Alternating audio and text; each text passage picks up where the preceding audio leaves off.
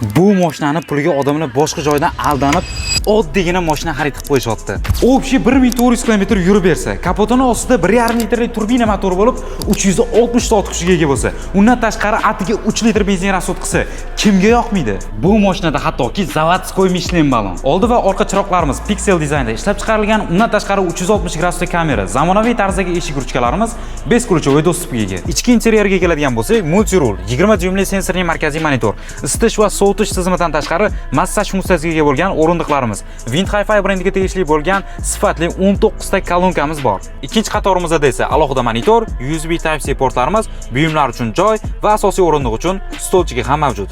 Avtomobilimiz Dongfeng brendiga tegishli bo'lgan L8 modelimiz. Narxiga to'xtaladigan bo'lsak, birinchi paysasining narxi 322 million so'm, ikkinchi paysasining narxi esa 357 million so'm. Undan tashqari 3 yil va 100 ming kilometr kafolatiga ega. Batafsil ma'lumot olish uchun quyidagi raqamlarga murojaat qiling.